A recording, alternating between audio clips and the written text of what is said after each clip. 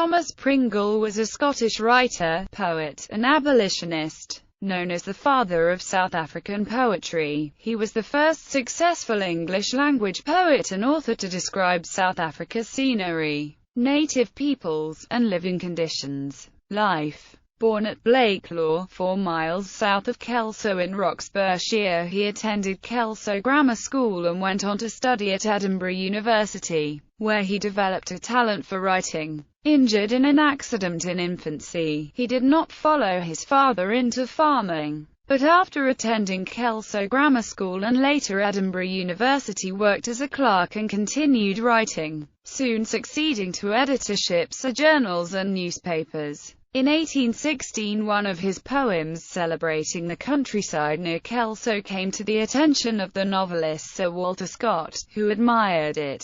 A friendship developed between the two, and by Scott's influence, whilst facing hard times and unable to earn a living, Pringle secured free passage and a British government resettlement offer of land in South Africa, to which he emigrated in 1820. Greater than this was a scheme to populate the frontier of the Cape with settlers and provide a buffer against the Africans. He headed a party of Scottish settlers whose farms were granted in the Bavieraans River Valley, miles away from the bulk of the 5,000 English settlers, who were granted land in the area of Grahamstown, the being lame. He himself took to literary work in Cape Town rather than farming, opened a school with fellow Scotsman John Fairbairn, and conducted 2 newspapers, the South African Journal, and South African Commercial Advertiser. However, both papers became suppressed for their free criticisms of the colonial government, and his school closed.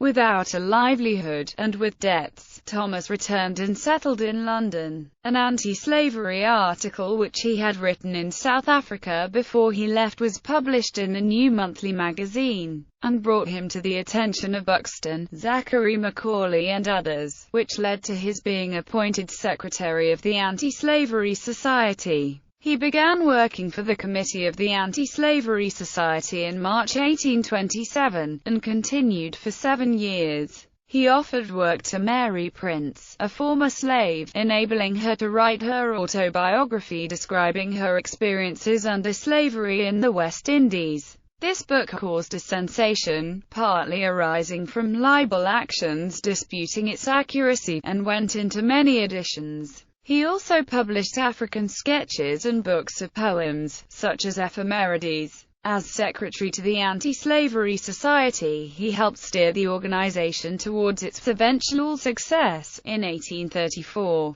with a widening of the electoral franchise. The reformed British Parliament passed legislation to bring an end to slavery in the British Dominions, the aim of Pringle's society. Pringle signed the Society's notice to set aside the 1st of August 1834 as a religious thanksgiving for the passing of the Act. However, the legislation did not come into effect until August 1838, and Thomas Pringle was unable to witness this moment. He had died from tuberculosis in December 1834 at the age of 45. In his memory, Josiah Conder's biographical sketch of the late Thomas Pringle was published. Sir Old bound together with Thomas Pringle's own narrative of a residence in South Africa. His remains were interred in Bunhill Fields, where he was commemorated with a memorial stone bearing an elegant inscription by William Kennedy. In 1970, however, his remains were brought to South Africa, to the church near the farm his family owned in the Bavieraans Valley, and reinterred there. Books.